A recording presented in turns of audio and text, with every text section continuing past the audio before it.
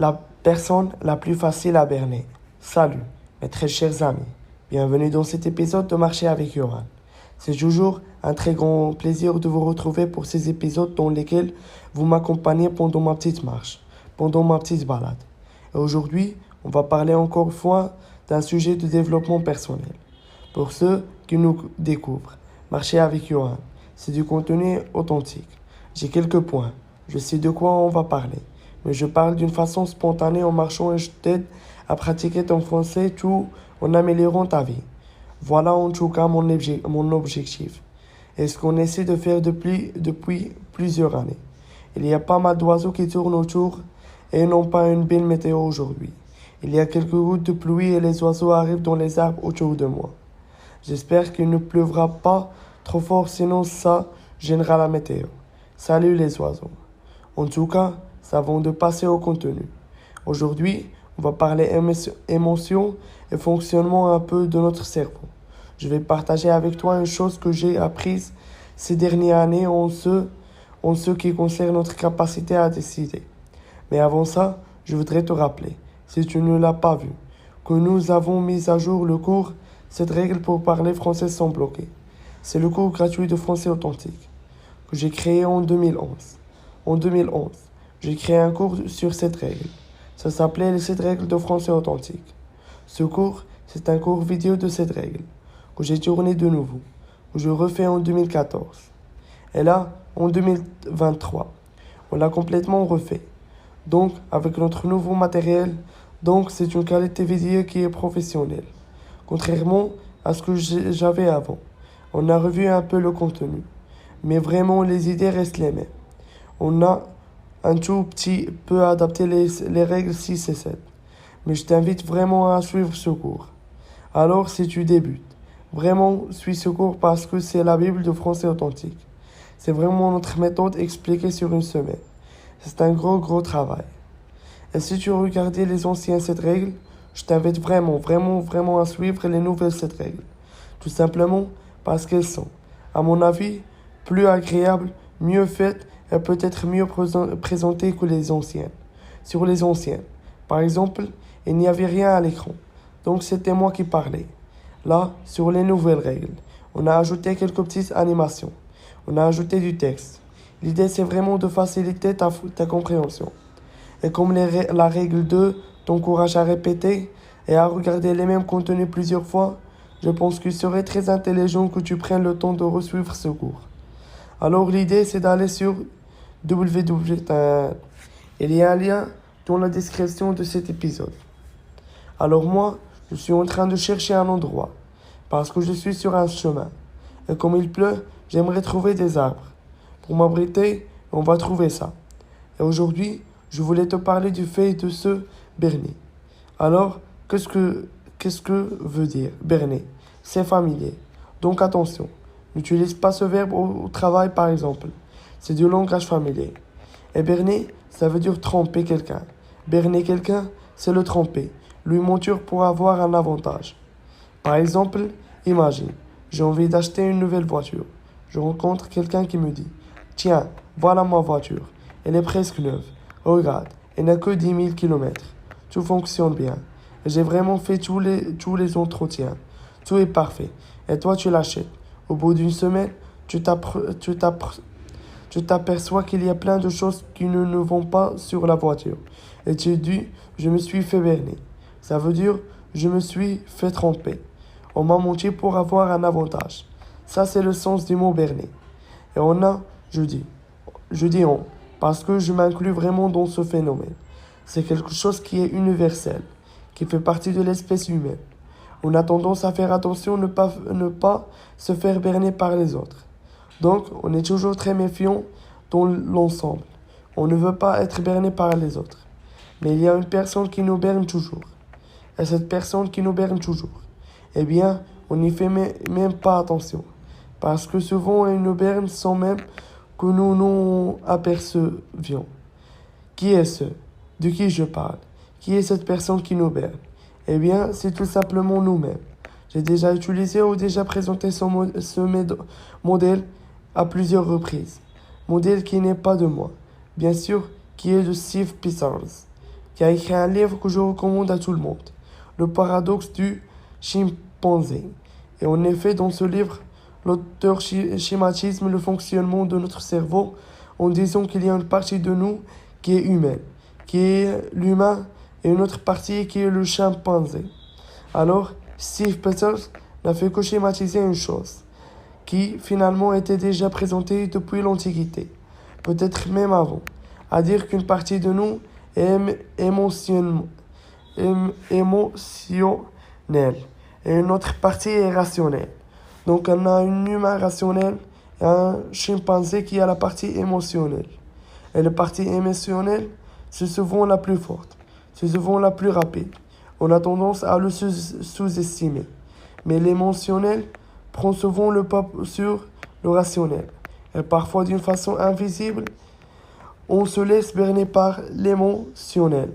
Ça veut dire que c'est la partie émotionnelle qui prend une décision sans qu'on s'en aperçoive, alors que notre partie rationnelle n'est pas d'accord. Par exemple, vraiment un exemple tout simple et très schématisé. Mais c'est juste pour que tu comprennes le point. Si tu es à table, on est en pleine semaine. Tu as fait attention. Tu as pris un repas qui n'était pas trop lourd, qui est bon pour ta santé. Parce que tu es quelqu'un qui fait attention. Et on va te dire, tiens, qu'est-ce que tu veux en dessert? Est-ce que tu veux une mousse au chocolat? Regarde, j'ai fait une belle mousse au chocolat. Qu'est-ce que tu en veux en effet? Et là, sans même réfléchir, tu dis oui. Et c'est pas toi qui as dit oui. C'est ton chimpanzé qui t'a berné. C'est la partie émotionnelle qui t'a berné. Si tu prends cette décision sans réfléchir. Décision sans réfléchir. Si tu prends 30 secondes pour réfléchir et que tu dis, bon finalement, j'ai fait attention à ce que je mangeais. Je n'ai pas mangé de sucré de la semaine. Ce week-end, je vais faire attention. Oh, je peux me faire ce fait plaisir. C'est autorisé. Là, ok, c'était une décision rationnelle. Mais bien souvent, on se laisse berner d'une façon invisible par la partie émotionnelle. Et parfois, c'est encore plus caché. On prend une décision sous le coup de l'émotion. Donc ce sont les émotions qui décident pour nous. Mais on n'a même pas conscience en effet. On n'a même pas conscience. On pense décider de façon logique. Mais en effet, on décide d'une façon rationnelle. On se berne complètement. On va décider avec nos émotions et on va justifier la décision prise par la logique, par la raison. On va chercher des raisons pour expliquer une décision qu'on a prise d'une façon totalement émotionnelle en effet. Par exemple, je me souviens très bien, quand Céline et moi avons acheté une autre maison. Eh bien, la décision, en effet, elle a été prise d'une façon émotionnelle. On a parlé, Céline et moi. Par la suite, où Céline me disait, moi, je suis rentré dedans. C'était clair déjà qu'on allait l'acheter. Et pour moi, c'était le même phénomène. Je suis rentré dans la maison, parce qu'il faisait beau. La maison était très belle. L'extérieur était très beau. Le quartier était très beau. Toutes ces émotions qui sont arrivées nous ont poussé en effet à prendre la décision avant même la logique, avant même de nous dire, oh, qu'est-ce qu'il n'y a pas quelques inconvénients? Qu'est-ce qu'il n'y aura pas quelques petits travaux à faire qui pourraient justifier une baisse prix, etc. Je dis pas qu'on l'a acheté les yeux fermés, qu'on n'a pas cherché à négocier un peu le prix, etc. Mais toujours est-il que cette décision d'achat, elle a été faite d'une façon purement émotionnelle. Et c'est après qu'on a cherché les raisons. On s'est dit, ah, cette maison, tu vois, elle est bien pratique parce que chacun aura sa chambre. Il y a même un petit bureau. Et c'est pratique pour toi. Céline pourra aller travailler. Parce qu'à l'époque, elle ne travaillait pas avec français authentique. C'est très bien situé. Tu pourras facilement aller travailler. On justifie par la raison, par la logique. Une décision prise d'une façon 100% émotionnelle. Parce que la décision, Céline l'a souligné et je confirme. La décision a été prise dès qu'on est rentré dans la maison. On a dit, on a senti même. On n'a pas pensé. On a senti qu'on la voulait en effet. Et souvent là, on se fait berner aussi par d'achat d'objets. On va vouloir un nouvel ordinateur.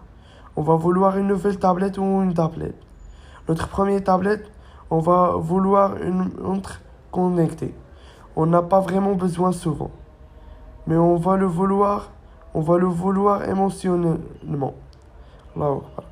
on va avoir envie de la voir. Et encore une fois, on va chercher des justifications. Alors, j'espère que tu n'entends pas trop la pluie. Il pleut ici. Les arbres commencent à être saturés et à laisser passer les gouttes. Mais je pense que c'est encore raisonnable. Si ça devient trop intense, je couperai l'enregistrement pour reprendre après. Mais je pense que ça va aller.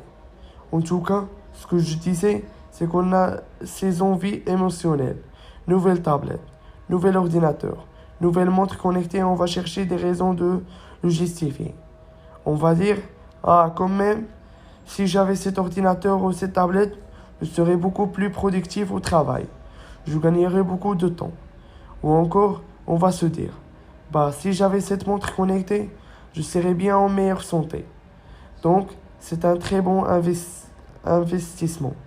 Et on essaie de se convaincre finalement d'une chose qu'on veut, une décision qu'on a déjà prise, tout simplement. Donc l'idée, c'est d'en être conscient. On ne changera pas ce phénomène. Ce phénomène, il est naturel. Et il touche tout le monde. On est comme ça. Donc il n'y a rien de mal à ça. C'est comme ça. C'est ok. Par contre, il faut en être conscient. Il faut faire des pauses. On ne peut pas changer le fait que nous sommes des animaux émotionnels, que raisonnons, d'une façon émotionnelle. Par contre, on peut déjà en être conscient. On peut faire des pauses. Se dire, tiens, je vais réfléchir. Dans le cas d'un achat, par exemple, on peut se dire, tiens, je l'achèterai dans 2 semaines par exemple ou dans 3 semaines. Et bien souvent, les émotions, elles sont trop fortes, mais elles sont aussi. Elles tombent au bout d'un moment. Elles ne sont pas éternelles. Donc elles vont être fortes, mais courtes. Donc intenses sur une courte période. Alors que la raison, elle est un peu plus faible. Mais elle dure tout le temps. On peut assez facilement réfléchir sur le long terme. Donc du coup, se laisser le temps. C'est souvent une bonne idée pour ne pas se laisser berner. Tout simplement, voilà. Donc, ne te laisse pas berner ni par les autres ni par toi-même. Prends le temps d'être rationnel. Fais des pauses, réfléchis. Tu sais, une des émotions les plus fortes, c'est la peur de manquer. Et dans le cas par exemple de la maison, dont je parlais tout à l'heure, que Céline et moi avons acheté, il y avait cette peur. Ah oui, mais il faut qu'on se décide maintenant, sinon on va la perdre. Il y a cette peur de manquer quelque chose, de manquer une opportunité, de perdre quelque chose qui aurait pu être à nous. Et l'être humain souffre plus des pertes ou des pertes potentielles que des gains. Et il y a des expériences qui ont été faites, des études psychologiques, qui ont montré qu'en effet on souffrait beaucoup plus perdre 100 euros par exemple. On souffre plus de perdre 100 euros. On est heureux de gagner 100 euros. Et ça marche pour tous les montants. Tu serais beaucoup plus stressé et tu ressentirais beaucoup plus d'émotions négatives si tu perdais 10 000 euros. Que tu n'aurais d'émotions positives en gagnant 10 000 euros. 10 000 euros. C'est prouvé par un certain nombre d'études. Donc c'est aussi pour ça que nos émotions sont si fortes parfois, qu'on n'a pas envie de se faire berner, tout simplement. Donc, ne te laisse pas berner ni par les autres ni par toi-même. Prends le temps de la réflexion. Et je te souhaite bon courage pour ça. Moi, je viens de m'arrêter sur un arbre parce que la pluie s'est intensifiée. Mais pas de problème. C'est bien. La pluie, je te dis très bientôt. N'oublie pas vraiment d'aller suivre le lien qu'il y a dans la description. www. Pour suivre les 7 règles, pour parler français sans bloquer. À très bientôt. Salut!